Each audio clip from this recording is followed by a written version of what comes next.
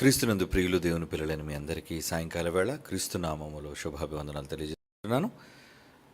ఈరోజు ఒక మంచి విషయాన్ని బైబిల్ నుంచి పరిశీలిద్దాం. అదేంటంటే మనుషుల మీద అలకబోనిన దైవం.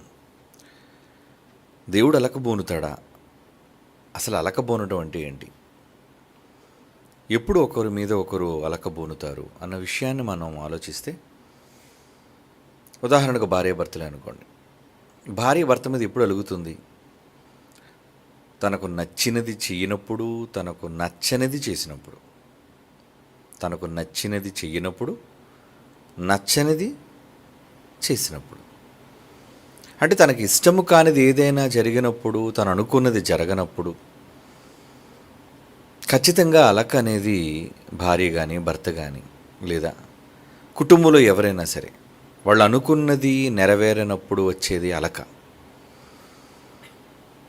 అలక అనగానే ఇది ఉగ్రరూపంతో కూడిన కోపం కాదు, కానీ ప్రేమతో బాధతో కలిగే ఒక మృదువైన కోపం అని మనం చెప్పచ్చు. మృదువైన కోపం. ఆ కోపంలో ప్రేమ ఉంటుంది. ఆ కోపంలో తను అనుకున్నది జరగాలి అన్న ఒక తాపత్రయం ఉంటుంది. దేవుడు మనుషుల మీద ఎందుకు అలకబోనాడు, అలకబోనుతాడా అన్నది మనం ఆలోచిస్తే, ఖచ్చితంగా మనుష్యులను బట్టి అనేక పర్యాయములు ఆయన అలకబోనాడు. అలకబోనడం అంటే మనుషులతో మాట్లాడకపోవటం. ఒక ప్రేయసి ప్రియుని మధ్య మాటల వాగ్వాదం కలిగినప్పుడు, లేదంటే ఒక ప్రియుడికి నచ్చినట్లుగా ప్రేయసి చేయనప్పుడు, ఒక ప్రేయసికి నచ్చినట్లుగా ప్రియుడు చేయనప్పుడు, ఇక నేను నీతో మాట్లాడను అని ఇరువురు మాటల విషయంలో మౌనంగా ఉండిపోతుంటారు. అంటే మాట్లాడకుండా. ఎందుకు నాకు ఫోన్ చేయలేదు? నాకు ఇష్టం లేదంతే చేయటం. అలాగ అనడానికి కారణం అలిగారు. మనకు అర్థమైపోద్ది, ఓహో అయితే అలకబోనారన్నమాట. మరి ఇప్పుడు వాళ్ళ కోపాన్ని ఎలా తగ్గించాలి? వాళ్ళకి నచ్చినది చేసో, లేదా వాళ్ళని ఒప్పించో, క్షమాపణ చెప్పో, ఏదో ఒక విధంగా వారు పట్టిన అలకను మనం మాన్పించాలి. అప్పుడే వారు పూర్వస్థితిలోనికి వాళ్ళు వెళతారు. అంటే మునుపున్న ప్రేమ, మునుపున్న ఆ చనువు, ఆ ఆహ్లాదం, ఆనందం, సంతోషం ఇరువురి మధ్య ఉంటుంది. ఇది లోపించింది అనుకోండి, ఎడమొహం పెడమొహం అంటారు. అంటే ఒకరితోనొకరు మాట్లాడకపోవడం. ఇది సర్వసాధారణంగా మనుషులందరిలో కలిగే ప్రక్రియ. ఇది దేవునిలో కూడా కలుగుతుందా? నిజంగా దేవుడు అలాగా అలకబోని మాటలు మానేస్తాడా? మాట్లాడడం మానేస్తాడా? అంటే బైబిల్లో చాలా సందర్భాల్లో బాధతో దేవుడు మనుషులతో మాట్లాడడం మానేశాడు. ఒక మాట ముందు మనం చదువుకుందాం. కీర్తనల గ్రంథం 29వ కీర్తన. కీర్తనల గ్రంథం 29వ కీర్తన, క్షమించండి, 28వ కీర్తనలోని మొదటి మాట. 28వ కీర్తన మొదటి మాట. యెహోవా, ఒక భక్తుడు మొరపెడుతున్నాడు యెహోవాకు, యెహోవా నేను నీకు మొరపెడుతున్నాను, అయ్యో నేను నిన్ను ఆశ్రయించే నా దుర్గానివి కదా, నా గోడవి, నా కోటవి. మౌనముగా ఉండక నా మనవి ఆలకించుము.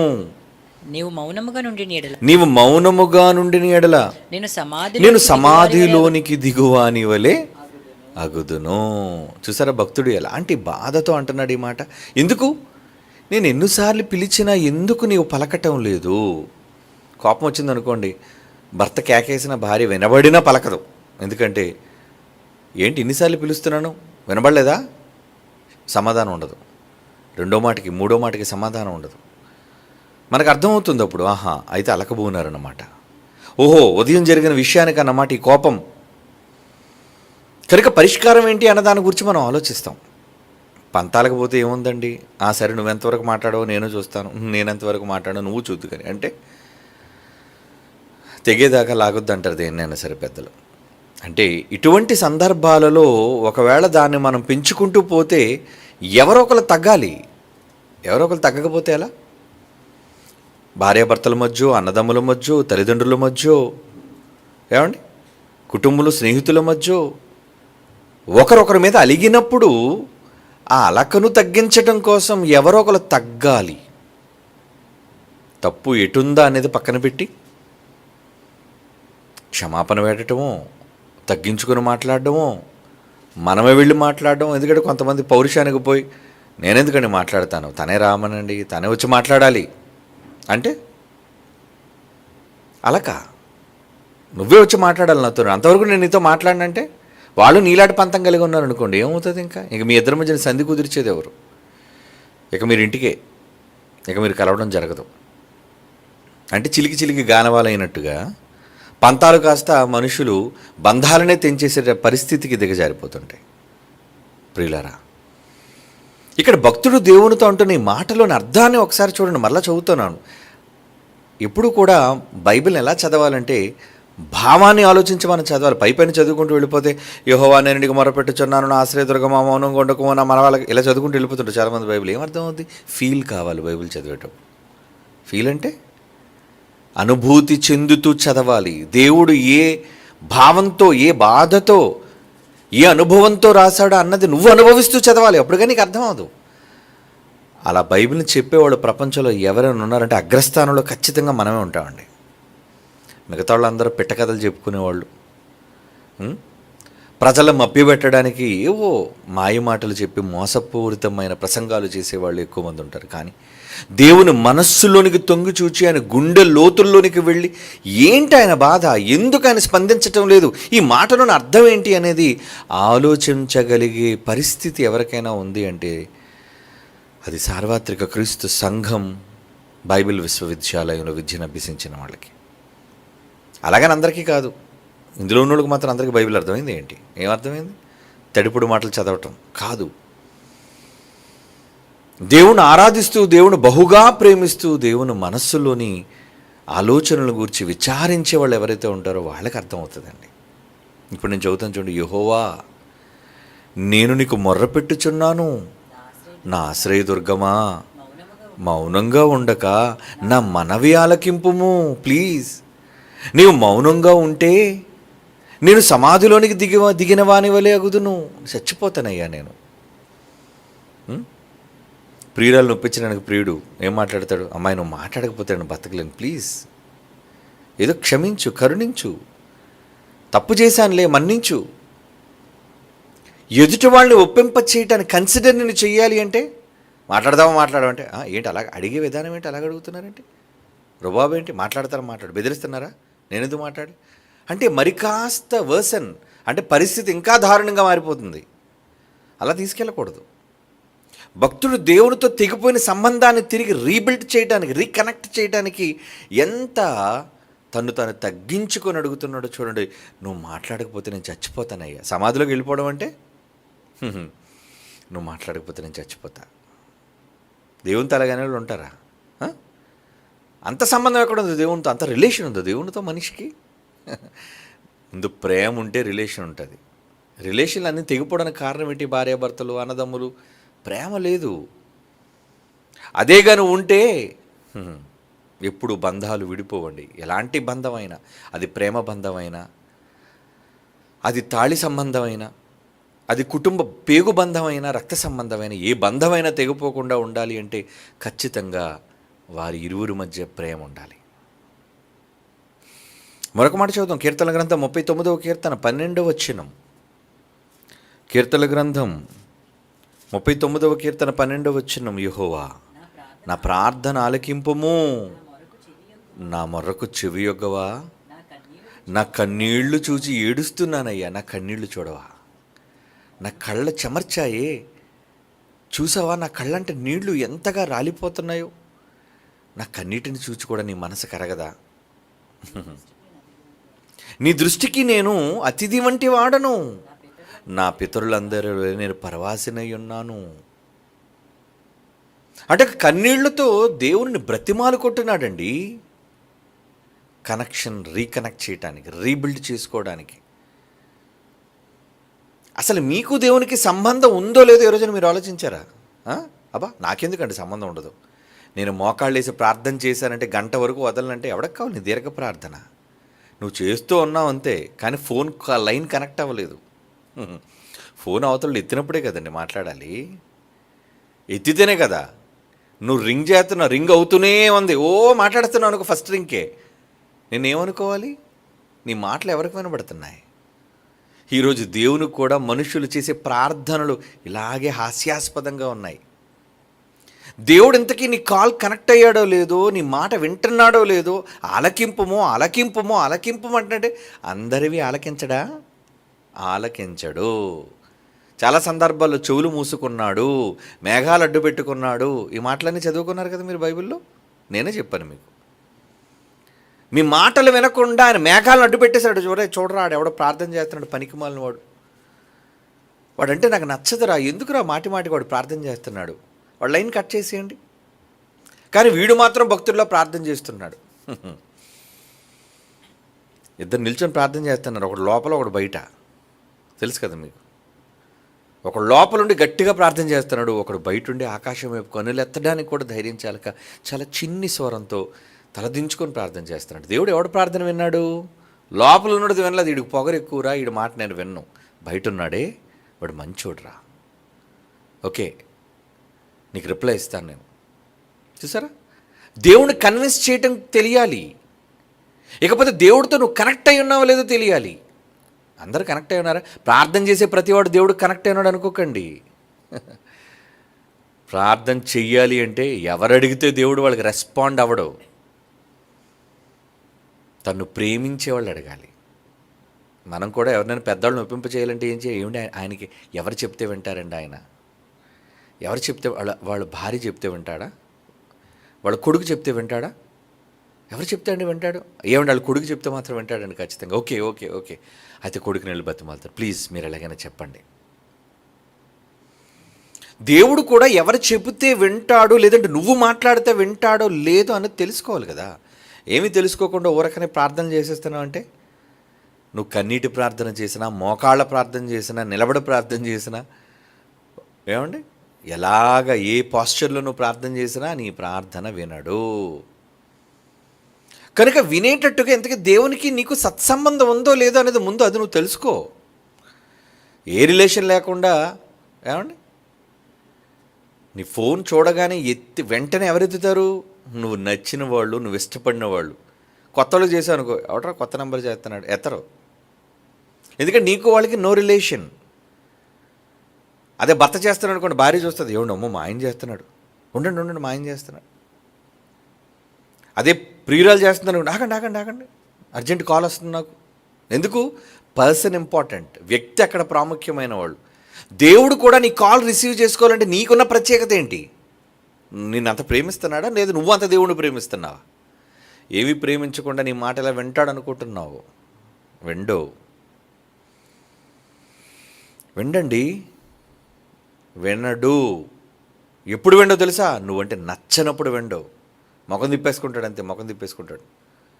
అప్పుడప్పుడు చూడండి, మనకు పడలేని వాళ్ళు ఎవరైనా ఎదురొస్తున్నారు అనుకుంటే రోడ్డు మీద, వీడు ఎదురొస్తున్నాడు ఏంట్రా బాబు ఇప్పుడు, అయితే వెనక్కి తిరిగిపోవాలి, లేదా పక్కన ఏమైనా లూప్ లైన్ దొరికితే అందులోకి లెఫ్ట్ కట్ అయిపోతారు. ఎందుకంటే వీడిని ఎదుర్కోవడం నాకు ఇష్టం లేదు, వీడు ముఖం చూసి పలకరించడమే నాకు నచ్చటం లేదు.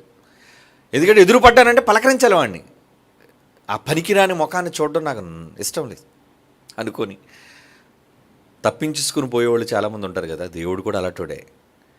నువ్వు కానీ ప్రార్థన కూర్చున్నావు అని అర్థమైంది, ఒరే చూడరా ఆడు ప్రార్థన కూర్చున్నాడు రా బాబు, వాడు ప్రార్థన యోధుడు అంటాడు, మరలా గంటలు చేస్తాడు, తల తినేస్తాడు రా బాబు అని పక్కకి లాగే. అసలు ఆయనకి లైన్ కనెక్ట్ చేయొద్దు, నాకు వినండి, నేను తప్పించేసుకుంటాడండి ఆయన. యోబు గ్రంథం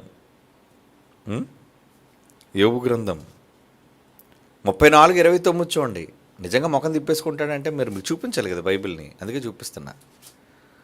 యోబు గ్రంథం 34:29, ఆయన మనకు సమాధానము కలుగజేసిన ఎడల శిక్ష విధింపగలవాడేవాడు, ఆయన తన ముఖమును దాచుకుని ఎడల ఆయనను చూడగలవాడేవాడు. ముఖం దాచేసుకున్నాడు అనుకోండి, ఎవరు చూస్తారు? చూడగలవా నువ్వు? ఆయన ముఖం దాచుకుంటే నువ్వు చూడలేవయ్యా. ఆయన ముఖం తిప్పుకుంటే నువ్వు ఆయనతో కనెక్ట్ అవ్వలేవయ్యా. నువ్వు స్త్రీ అయినా, పురుషుడైనా, భక్తుడు అయినా, భక్తురాలవైనా.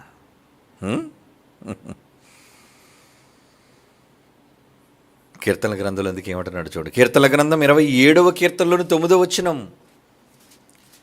కీర్తనల గ్రంథం 27వ కీర్తనలోని 9వ వచనం. నీ ముఖమును నాకు దాచకము, కోపము చేత నీ సేవకుని తోలివేయకము. పంపేయక తోలేయక. తోలివేయడం అంటే ఏంటి? అప్పుడప్పుడు మనకు నచ్చని వాళ్ళు ఎవరైనా వచ్చారనుకో, రే ఈడెందుకు వచ్చాడు, తోసే బయటికి పో. ఇప్పుడట ఇతను ఏం చేస్తానట, నీ ముఖాన్ని దాచేసుకున్నావు, నేను నీ ఇంటి ముందు నిలబడినా నీ సేవకుడు కదా, నన్ను తోలేకయ్యా, నన్ను తోలేకయ్యా, మీ ఇంటి వాచ్మెన్ పెట్టి నన్ను పంపించేకయ్యా, బయటికి పంపించేకయ్యా, తోలివేయకము. తోలివేయడం అంటే ఏంటి? గెంటేయడం అని అర్థం, తగిలేయడం అని అర్థం. బైబిల్ కదా, కొంచెం చక్కటైన సంస్కారవంతమైన భాషలో రాయబడింది. నాలా రఫ్గా మాట్లాడితే అరే తగిలే బయటకండి, అదనమాట భావం అక్కడ. దేవుడు ఎప్పుడు అలా మారిపోతాడు అంటే, ఎందుకు మారిపోతాడు? దేవుడికి అని పక్షపాతమా? నీ ఒక్కడి పట్ల ఎందుకు అలా ఉన్నాడు? ఎందుకు నీ పట్ల అలా ఉండాలి దేవుడు? ఎందుకు నిన్ను తగిలేయమంటున్నాడు? దేవుడికి జాలి లేదా, కరుణ లేదా? ఎందుకు లేదండి. ఆయనకున్న జాలి, ఆయనకున్న కరుణ చాలా గొప్పది. కానీ దాన్ని కూడా నువ్వు దాటేశావు. ఆ హద్దును కూడా నువ్వు మీరిపోయావు, ఓవర్ అయిపోయావు, నువ్వు ఎక్స్ట్రా అయిపోయావు. చాలా కోపం రప్పించావు, నువ్వు చాలా కోపం రప్పించావు. దేవుడు కోపం ఎప్పుడు వస్తుందో తెలుసా? ఆయన మాట వినకపోతే వచ్చేద్దండి కోపం. దేవుడు వీక్నెస్. దేవుడు ఎప్పుడు మీ ప్రార్థన వెంటో చెప్తున్నాను. ఎవడు మీకు చెప్పడు ఇలాంటి విషయాలు. ఎప్పుడు చూడండి దశంభాగాల గురించి ప్రసంగాలు, కానుకల గురించి ప్రసంగాలు, ఆశీర్వాదాల గురించి ప్రసంగాలు, గొప్పలు తెప్పలు చెప్తారండి ప్రపంచంలో వాళ్ళందరూ. దేవుడు మనసు ఎవడని చెప్తాడు మీకు? అతిశయం కాదు ఇది, అతిశయం కాదు. దేవుడు మనస్సు లోతుల్లోనికి తొంగి చూసిన వాళ్ళం మేము. దేవుడు మనస్సులోని భావాలను ఎరిగిన వారం మేము. అందుకే మా మాటలు ప్రత్యేకంగా ఉంటాయి, దాన్ని ఎవరు కాదనలేరు. ఆయన మాట వినకపోతే మొఖం తిప్పేసుకుంటాడు. దేవుడు ఎప్పుడు తిప్పుకుంటాడో తెలుసా మొఖం? మరి మీకు చూపించాలి కదా, సాక్ష్యం మీకు చూపించాలి కదా.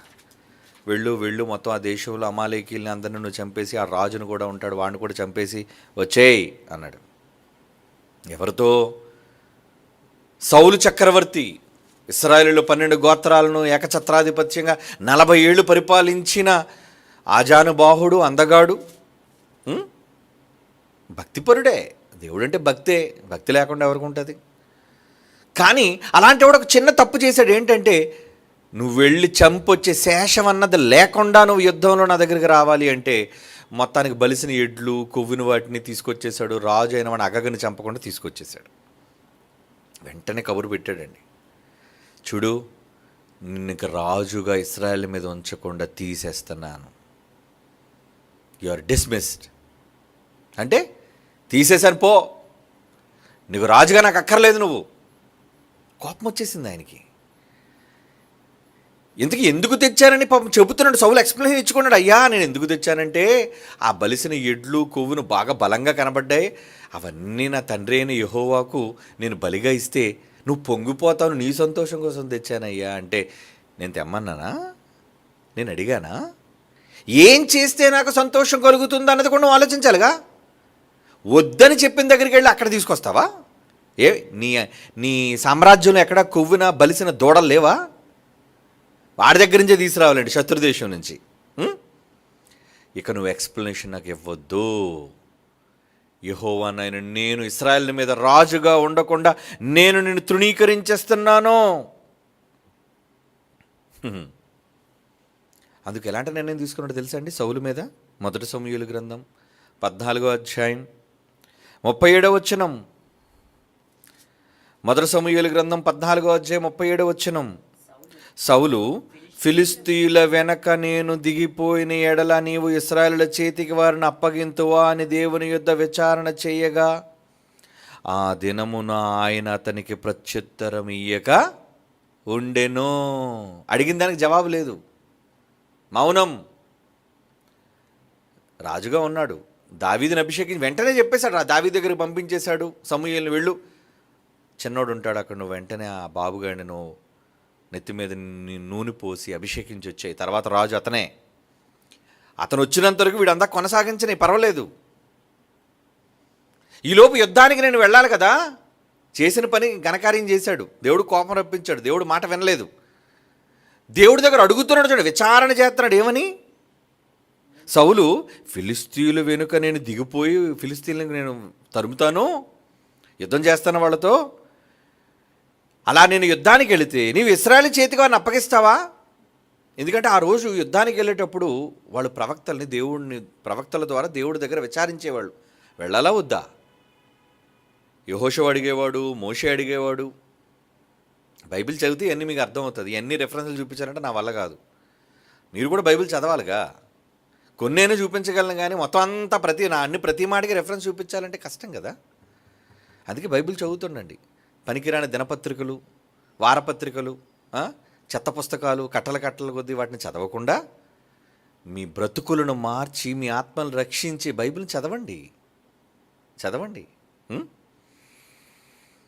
ఫిలిస్తీయుల వెనక దిగిపోయిన ఏళ్ళ నీవు ఇశ్రాయేలు చేతికి వారిని అప్పగింతువా అని దేవుని యొక్క విచారణ చేయగా ఆ దినమున ఆయన అతనికి ప్రత్యుత్తరం ఇయ్యకుండా సైలెంట్ అయిపోయాడు. ప్రభువా వెళ్ళమంటావా వెళ్ళొద్దంటావా? No answer. వెళ్ళమంటావా వద్దంటావా? No answer. భర్త కోపం వచ్చింది అనుకోండి, కోపంతో ఉన్నాడు, భార్య వస్తుంది, ఏమండి మధ్యాహ్నానికి ఏం వండమంటారు? మాట్లాడు. ఏమండి మిమ్మల్ని నన్ను అడుగుతున్నాను, మధ్యాహ్నానికి ఏం చేయమంటారు చెప్పండి? ఏం మాట్లాడు? ఎందుకంటే కోపం. నువ్వు చేసిందంతా చేసి ఈరోజు నాకు ఏం వండాలని మళ్ళీ అడుగుతావేంటి? నన్ను బాధపరిచి, నన్ను గాయపరిచి. భర్త చేస్తున్నా అదే మాట, భార్య చేసినా అలాగే, అంతే కదండి. వాళ్ళ వ్యవహారం ఎలా ఉంటుందో చెప్పండి. వాళ్ళకి నచ్చని చేసినప్పుడు వాళ్ళు ఎలా ఉంటారో చెప్పండి. వీళ్ళు మాట వింటుంటే నాకు కొళ్ళు కంపరం వచ్చేస్తుందండి. మాట్లాడడానికి వస్తే జవాబు కూడా ఇవ్వడానికి ఇష్టం ఉండదు. కోపం వచ్చింది అనుకో తొళ్ళగేస్తారు, పో ఇక్కడి నుంచి, నువ్వు మాట్లాడదు, నేను అడిగానా పో అని. దేవుడు మానవులపై అలకబూనిన దైవం. మనుషుల మీద దేవుడు అలగడం ఏంటంటే అనుకుంటున్నారు. ఎందుకు అలగడు? మనం గొప్పోళ్ళం అయితే అలగడా? మనం ఆయన అంతగా బాధ పెడితే ఆయన అలగడా? మన క్రియలే చాలు ఆయన అలగబెట్టడానికి, బాధ పెట్టడానికి. ఇక రెండో మాట, మొదటి సమూయేలు గ్రంథం 28:15 చూడండి. మొదటి సమూయేలు గ్రంథం 28:15 సమూయేలు, నన్ను పైకి రమ్మని నువ్వెందుకు తొందర పెట్టితివి? ఈలోపు కంగారపడి దేవుడు మాట్లాడలేదని చెప్పి ఏమండి ఆ చిల్లంగి పెట్టే దాని దగ్గరికి వెళ్ళి నా కొరకు సమూయేలు రప్పించి, వాడు సమూయేలు కూడా చచ్చిపోయాడు. సమూయేలు మొత్తానికి పైకి రప్పిస్తే సమూయేలు అంటున్నాడు, ನನಗೆಂదుకు తొందర పెట్టిద్దామని సౌలుని అడగగా, నేను బహుశ్రమలో ఉన్నాను, నేను చాలా కష్టాల్లో ఉన్నాను మహాప్రభో. ప్రవక్త గారు, ఫిలిస్తీయులు నా మీదకు యుద్ధములో రాగా దేవుడు నన్ను వదిలేశాడు.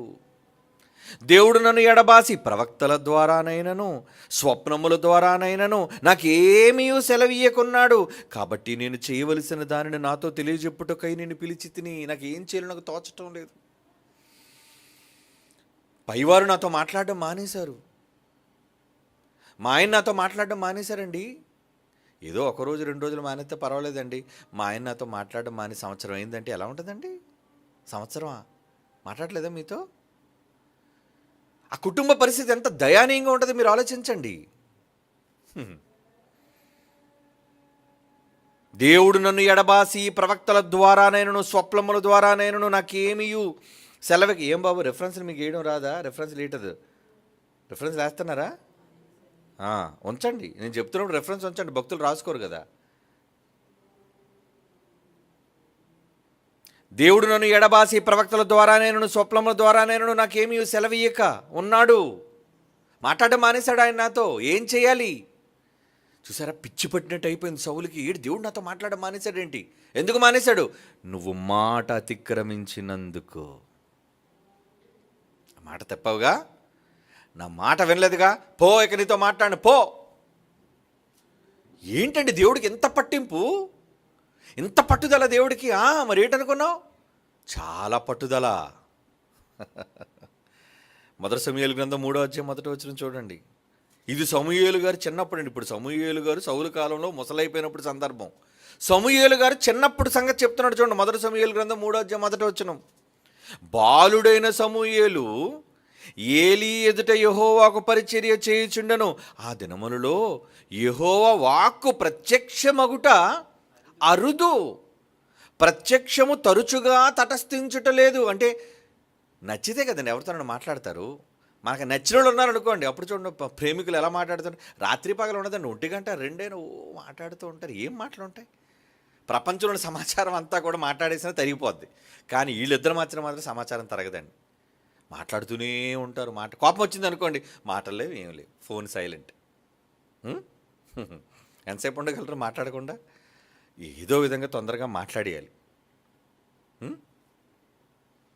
దేవుడు ఆ దినములలో యెహోవా ప్రత్యక్షం ఒకటి అరుదు. అసలు మాటలే దేవుడు వినిపించేవాడు కాదట, ఎవరితో చెప్పేవాడు కాదట. ప్రత్యక్షము తరచుగా తటస్థించుటలేదు. ఏ అంటే అంత గొప్పోళ్ళు అనమాట. దేవుడు మాట్లాడడం మానేశారంటే మనుషులతో. అంటే మంచోడు ఒక్కడు లేడా? ఉంటే కదా ఎవరితో చెప్తాడు ఆయన. వినేవాడు ఉంటే కదా చెప్తాడు. అందరూ పొగరబోతులు, అందరూ ఎదురు తిరిగేవాళ్ళు, దేవుని మీదే మాటలు చల్లేవాళ్ళు ఉంటే ఏం మాట్లాడతాడండి? మాట్లాడే మనస్సు ఆయనకి రాదండి, రాదు. అందుకంటున్నాడు, నేను ఇక మాట్లాడను. బాలుడైన సమూయేలు చిన్నవాడుగా ఉన్నప్పుడు దేవుడిది అదే పరిస్థితి, పెద్దోడైన తర్వాత సౌలు దగ్గర అదే పరిస్థితి. దేవుడికి కోపం వస్తే ఆయనకు నచ్చని పని చేసినా, నచ్చని మాటను తృణీకరించినా వదిలేస్తాడు, నిన్ను వదిలేస్తాడు. మాట పట్టింపు కోసం వదిలేసుకున్న వాళ్ళు ఉంటారా? ఎందుకు లేరండి బాబు? మాట కోసం, పట్టింపు కోసం వదిలేస్తారు మనుషుల్ని. వద్దు. అందుకే చాలా జాగ్రత్తగా డీల్ చేయాలి మనుషుల దగ్గర. అమ్మో వీళ్ళు కొంచెం సెన్సిటివ్ అండి, చిన్న మాట అంటే తేడా జరిగిపోద్దండి అనుకుంటే మాట నోరు జారకండి. Be careful. మనుషుల దగ్గర అలాగనే వదిలేయండి. దేవుడి దగ్గరకు వచ్చేసరికి మాత్రం వెరీ వెరీ అటెంటివ్. చాలా జాగ్రత్తగా ఉండాలి దేవుడి దగ్గర. ఏది పడితే అది మాట్లాడేసి, ఏది పడితే అది ప్రార్థన చేసేసి, ఏది పడితే అది చేసేసి, చేశారా నిన్ను వదిలేస్తాడు. సంసోను మీకు తెలుసు కదా, చిన్నప్పటి నుంచి దేవుని కొరకు నాజీరు చేయబడినవాడు.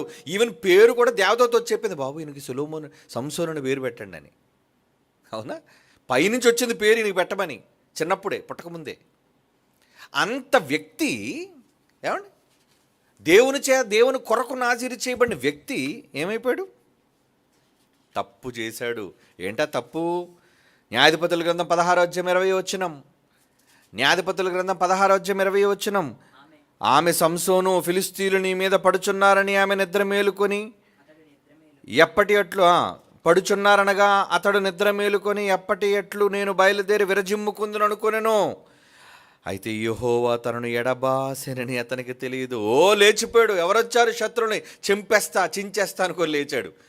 కళ్ళు తీశారు. ఎందుకు జరిగింది? ఇంత క్షూరుడివి, ఒంటి చేత్తో సింహాన్ని చంపినోడివి, పట్టుకుంటే గాడి దావడితో 1000 మందిని లేపేసినోడివి, ఎందుకు నీకు ఈ దురవస్థ? నీ దేవుడు నిన్ను వదిలేశాడు. దేవుణ్ణి కోల్పోయావు నువ్వు. ప్రపంచంలో ఎవరినైనా కోల్పోండి, దేవుణ్ణి తప్ప. పోతే పోయారు మనుషులు, కానీ దేవుణ్ణి వదిలేసుకుంటారా? దేవుణ్ణి కాదనుకుంటారా? దేవుణ్ణి దూరం చేసుకుంటారా? వద్దండి, వద్దు. ఎప్పుడు never ever in your life దేవుణ్ణి దూరం చేసుకోకండి. దేవుడికి దగ్గరగా ఉండండి, ఆయనకు నచ్చినట్టు ఉండండి, ఆయన ప్రేమించండి, ఆయన మీతో సహవాసం కలిగేటట్లుగా ప్రేమించండి. అవన్నీ నేర్చుకోవాలంటే క్లాసులకు రావాలి, బాగా నేర్చుకోవాలి. మేము చెప్తాం. వదిలేశాడు దేవుడు, అదే అంటున్నాడు అక్కడ. అయితే యెహోవా తను ఎడబాసేననే విషయం తెలియలేదు. మొత్తం 7 పిలకలు కత్తిరించింది సంసోనికి, 7 జట్లు బాగా క్షవరం చేయించింది. పోయింది బలమంతా. ఇంకేం ఫైట్ చేస్తావు నువ్వు? అంటే వదిలేస్తాడు ఆయన, వదిలేస్తాడు, ఖచ్చితంగా వదిలేస్తాడు ఆయన. మొదటి సమూయేలు గ్రంథం 28:6. మొదటి సమూయేలు గ్రంథం 28:6 అండి. యెహోవా యొద్ద విచారణ చేయగా యెహోవా స్వప్నము ద్వారానైనను, ఊరీము ద్వారానైనను, ప్రవక్తల ద్వారానైనను ఏమీ సెలవీయకుండాను. ఏంటి ప్రవక్తలు రిక్వెస్ట్ చేస్తున్నా? తండ్రి ఏమంటా వీళ్ళ కోసం? జవాబు ఏమైనా ఇస్తావా? మౌనం, నో ఆన్సర్. అప్పుడప్పుడు చూడండి, ఎవరైనా మనం ఫోన్ చేసినప్పుడు అవతల ఫోన్ ఎత్తారు, హలో హలో హలో అంటుంటారు. వాళ్ళు వింటుంటారు, సమాధానం ఎవరు? వినబడుతుంది కదా, మాట్లాడండి అంటాం, కానీ మాట్లాడరు. ఎందుకు? మీతో మాట్లాడడం వాళ్ళకి ఇష్టం లేదు. హలో హలో హలో అని డైల్ చేస్తూ ఉంటాం, రింగ్ చేస్తూ ఉంటాం. కొంతమంది అయితే 20, 30, 40, 70 మిస్డ్ కాల్స్. ఎందుకు 70 మిస్డ్ కాల్స్ ఎందుకు వచ్చాయి? నువ్వంటే ఇష్టం, నీతో మాట్లాడాలనుకుంటున్నారు, నిన్ను ప్రేమిస్తున్నారు, కానీ ఎందుకు ఎత్తలేదు? ఏదో కోపం చేసావు, ఏదో కాని పని చేసావు, ఏదో బాధ కలిగించావు, అందుకే ఎత్తలేదు ఫోను. అలా దేవుడు ఎప్పుడైనా మీ విషయంలో ప్రవర్తిస్తున్నాడా? ఆలోచించుకోండి జాగ్రత్త. ఎడబాసిస్తాడు ఆయన ఎవరినైనా విడిచిపెట్టేస్తాడు ఆయన. ఏమంటున్నాడండి ఇక్కడ? ఇశ్రాయేలు కాలంలో యెహోవా యొద్ద విచారణ చేయగా స్వప్నము కలలో వచ్చి చెప్పేవాడు కాదట, ఊరీము ద్వారా చెప్పేవాడు కాదట, ప్రవక్తల ద్వారానైనా ఏమీ సెలవిచ్చేవాడు కాదట, ఏ సూచన కూడా ఇచ్చేవాడు కాదట ఆయన. ఎందుకు దేవుడు అలా కఠినుడైపోయాడు? ఎందుకు కఠినుడయ్యాడో తెలుసా? ఆయన అలా మారడానికి కారణం ఏంటో తెలుసా? కారణం, ఆయన విముఖత చూపించడానికి కారణం ఏంటో తెలుసా? మనుషులు చేసే దోషం. ఆయన బాధపెట్టి పని ఏదో నువ్వు చేసావు, చెక్ చేసుకో, ఏం చేసావు? నువ్వు నీ జీవితకాలంలో దేవుడిని బాధ పెట్టే పని ఏంటో ఏం చేసావు ఒక్కసారి చూడాలి, వెతకాలి కదా. ఎందుకు దేవుడు నాతో మాట్లాడడం మానేశాడు? ఏ కారణం చేత దేవుడు నాతో మాట్లాడడం మానేశాడు? నేను వెంటనే ఆయనతో మాట్లాడాలి. అవన్నీ మీరు తెలుసుకోవాలి. తెలుసుకోకపోతే ఎలా? చూద్దాం ఒక మంచి మాట చదువుకుందాం. ఇర్మియా గ్రంథం 7వ అధ్యాయం 13, 14, 16 వచనాలు చూడండి. ఇర్మియా గ్రంథం 7వ అధ్యాయం 13, 14, 16 వచనం. నేను మీతో మాట్లాడినను, పెందలకడ ఉదయాన్నే లేచి మీతో మాట్లాడినను, మీరు వినకయు, మిమ్మల్ని పిలిచినను మీరు ఉత్తరమీయకయు నుండిన వారే ఈ క్రియలన్నిటిని చేసిరి గనుక. నేను పిలిచినప్పుడు మీరు పలకలేదు, నేను చెప్పినప్పుడు మీరు వినలేదు గనుక నేను షిలోహుకు చేసినట్లు మీకు ఆశ్రయమైన నా నామము పెట్టబడిన ఈ మందిరమును మీకును మీ తల్లిదండ్రులకు నేను తండ్రులకు సెలవిచ్చిన స్థలమునకు నేను అలాగో చేదును కాబట్టి. 16 వచనం. నీవు జనము కొరకు ప్రార్థన చేయకము, వారి కొరకు మొర్రనైనను ప్రార్థనను చేయకము, నన్ను బతిమాలు కొనకము, నేను నీ మాట వినను. ఆయన మాట వినకపోతే నీ మాట ఆయన వినడట. ఆయన చెప్పింది చేయకపోతే ఆయన నువ్వు చెప్పింది వినడో చేయడట. ఆయన మనసు బయట పెడుతున్నాడండి. ఆయన మనసు బయట పెడుతున్నాడు. విలాపవాక్యములు 2వ అధ్యాయం 9వ వచనం. విలాపవాక్యములు 2వ అధ్యాయం 9వ వచనం. వాక్యములే విలాపం. విలాపం అంటే ఏంటి? ఏడుపండి. కన్నీటితో రాసిన వాక్యాలటివి. విలాపము. పట్టణ గౌనులు భూమిలోనికి కృంగిపోయిను, దాని అడ్డుగడియలు ఆయన తుత్తునీలుగా కొట్టి పాడు చేసెను, దాని రాజు అధికారులను అన్యజనుల్లోనికి పోయి ఉన్నారు, అచ్చట వారి ధర్మశాస్త్రము లేకపోయిను, యెహోవా ప్రత్యక్షత దాని ప్రవక్తలకు కలుగుటలేదు. ఆయన చెప్పాలనుకున్నది ప్రజలతో చెప్పడం మానేశాడు. నేను మాట్లాడను, నీతో మాట్లాడడం నేను వినను. నువ్వు మాట్లాడినా నేను వినను, నువ్వు మొర్ర పెట్టినా సరే నేను వినను, నువ్వు కేకలేసిన ఆర్తనాదాలు చేసినా నేను వినను. ఏంటండి దేవుడు ఇంత కఠినుడిగా మారిపోయాడు? హెచ్కేలు గ్రంథం చూడండి. హెచ్కేలు గ్రంథం 8వ అధ్యాయం 18వ వచనం. నిజంగా దేవుళ్ళు ఈ క్వాలిటీస్ అన్నీ ఉన్నాయంటే ఎందుకుండు? మీకు ఎంతసేపు దేవుడు ప్రేమామయుడు, ప్రార్థన చేసిన వాడిని వెంటనే ఆయనకి సమాధానం ఇచ్చేస్తాడు, ఆకాశ బాకిండ్లని ఇప్పేస్తాడు, మీకు మీ ఇల్లు అంతా నిండిపోద్ది. ఇలాంటివి ఎవరు చెప్పరా? ఎంతసేపు దేవుడు వల్ల మీకు కలిగే దాని గురించి మీకు చెప్పి మీ జోబులను డబ్బులు కొట్టేయడానికి చూస్తారే కానీ దొంగ బోధకులైన వాళ్ళు, స్వార్థపరులైన సేవకులైన వాళ్ళు. ఇదరా దేవుని మనసు. ఆయనకి నచ్చినట్లుగా ఉండండి, అప్పుడు ఆయన మీ మాట వింటాడు, మీ దగ్గరకు వస్తాడు. చెప్తారా? చెప్పరండి, చెప్పరు. చదవండి హెజ్కేలు గ్రంథం 8వ అధ్యాయం 18వ వచనం. కాబట్టి కటాక్షము లేక కనికరము చూపకయు నేను క్రోధమునకు పరిచి వారు నా చెవుల్లో ఎంత బిగ్గరగా మొర్రపెట్టినను నేను ఆలకింపకుందును. నా చెవుల్లో పెద్ద పెద్ద కేకలేయండి, ప్రార్థనలు చేయండి, కన్నీటి ప్రార్థనలు చేయండి, మోకాళ్ళ ప్రార్థనలు చేయండి, ఉపవాస ప్రార్థనలు చేయండి, వినను. దేవుడు మారాలి అంటే మీరు ప్రార్థన చేస్తే మారడు. చాలామందికి తెలియదు ఈ విషయం. ఏమంటే మీకు జవాబు రావట్లేదంటే ప్రార్థన చేయండి, ప్రార్థన చేయండి, ప్రార్థన చేయండి. ఏమడుగుతావు ప్రార్థనలో? ప్రార్థన చేస్తే దేవుడు వింటాడా? అసలు దేవుడు నీ మాటలు విని నీకు ఇష్టమైనది చెయ్యాలి అంటే నువ్వు దేవుని పట్ల ఎలా ఉండాలో, ఏం చేయాలి అనేది చెప్పడం. మరేమంటాడు? ప్రార్థన చేయండి, విసుగగా ప్రార్థన చేయండి, గోజాడి ప్రార్థన చేయండి, అడగండి దేవుణ్ణి, రాత్రింబగళ్ళు ప్రార్థన చేయండి, కన్నీటి ప్రార్థన చేయండి. ఇదా? ఏం అర్థమైందండి క్రైస్తవ సమాజానికి? బైబిల్ ఏమర్థమైంది చెప్పండి? ఏం అర్థం కాలే.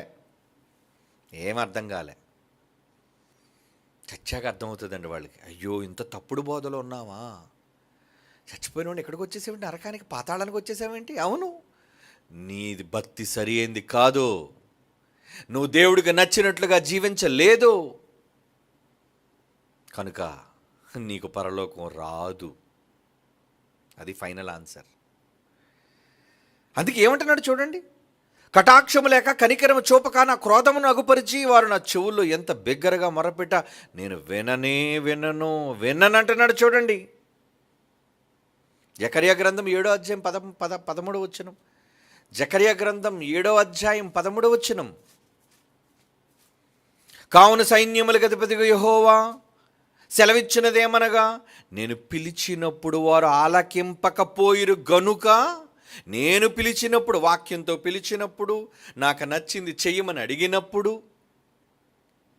నా కొరకు మీరు చేయవలసిన బాధ్యతను గుర్తు చేసినప్పుడు, నాకు నచ్చింది మీరు చేయలేదు. బాగా వినండి, నాకు నచ్చింది మీరు చేయలేదు గనుక వారు పిలిచినప్పుడు నేను ఆలకింపను. దేవుడికి ఏది ఇష్టం? ఏది ఇష్టమో తెలుసుకొని చెయ్యండి. దేవుడికి చేసేస్తున్నాం. నో. దేవుడు చేసేటప్పుడు మీరు చేసిన దాన్ని స్వీకరించాలి. కయ్యను ఇచ్చాడు అర్పణ, హేబెలు ఇచ్చాడు అర్పణ. కానీ హేబెల్ది ఎందుకు తీసుకున్నాడు? కయ్యింది ఎందుకు తీసుకోలేదు? అక్కడ ఇచ్చాడు అని మీరు చెప్పకండి, తీసుకున్నాడా లేదా, ఎవరిది ఎన్నుకున్నాడు, ఎవరిది స్వీకరించాడు అనేది ఇంపార్టెంట్. మేము చేసేసామండి, మేము ఇచ్చేసామండి కానుక, మేము కార్యక్రమం చేసేసామండి. నీ మనస్సు దేవుని ఎదుట సరైంది కాకపోతే నువ్వెంత గొప్ప కార్యక్రమం చేయి, ఏమంటాడు? నాకు నచ్చలేదు.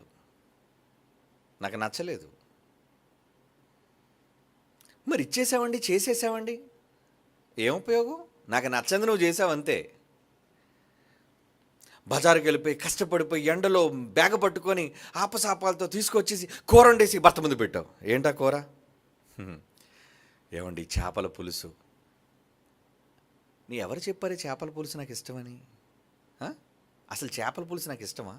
నేను బాగా ఇష్టపడి తినేది ఏంటో తెలుసా? మేక మాంసం. నాకు నచ్చిన మేక మాంసంను నువ్వు వండకుండా, నువ్వు అలిసిపోయి కష్టపడి చేపల దగ్గరుండి చెయ్యించి పులుసు పెట్టి నా కోసం నా టేబుల్ మీద తినడానికి పెడితే ఎవరికి కావాలి ఇది? మరి మీకోసం ఎంత కష్టపడ్డాను కదండి ప్రేమతో. అంటే ప్రేమతోనే చేసావు, కానీ నాకు నచ్చింది చేయలేదు, నచ్చినట్టు చేయలేదు. ఆడు పొలంలోనికి వెళ్ళాడు, పంటలోది భాగం తీసుకొచ్చాడు, దేవుడి దగ్గర తీసుకొచ్చి పెట్టాడు. హెబులు వెళ్ళాడు, మందల్లో నుంచి తొలిచూలు దాన్ని తీసుకొచ్చాడు, శ్రేష్టమైన తీసుకొచ్చాడు, పెట్టాడు. ఇద్దరిలో ఎవరు చూశాడు దేవుడు? ఇద్దరిని చూశాడు. ముందు హేబెలును అతని అర్పణను లక్ష్యపెట్టను, కయ్యీనును అతని అర్పణను లక్ష్యపెట్టను. నీ మనసు ఎలాగుంది? ఇచ్చేటప్పుడు, చేసేటప్పుడు ఎలాగుంది? దేవుని కోసం ఏదైనా చేస్తున్నాను అన్నప్పుడు అందులో దేవుణ్ణి గణపరచాలన్నది ఉందా, నువ్వు గొప్ప అయిపోవాలనుందా? ఏమంటే ఓపెన్గా మాట్లాడతాను కదా, ఎవరికి భయపడను కదా, దేవుని మాట ఉన్నది ఉన్నట్టుగా చెప్తాను. మొన్న ఆడోళ్ళు, స్త్రీల సమాజం వాళ్ళు విశాఖపట్నంలో మీటింగ్లు పెట్టారు 2 రోజులు, ట్రినిటీ లోదన్ చర్చిలో.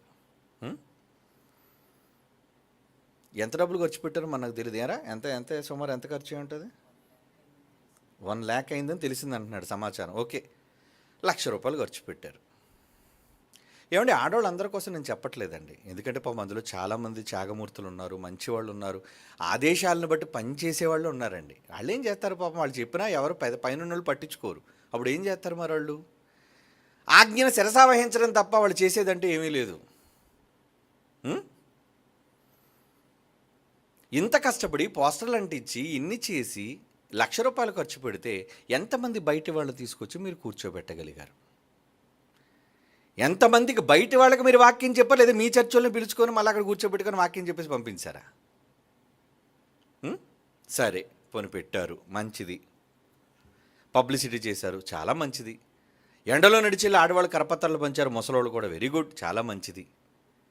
ఏమండి, ఎంత చేసినప్పుడు ఎవరు గణపరచబడాలి అని మీరు అనుకోవాలి?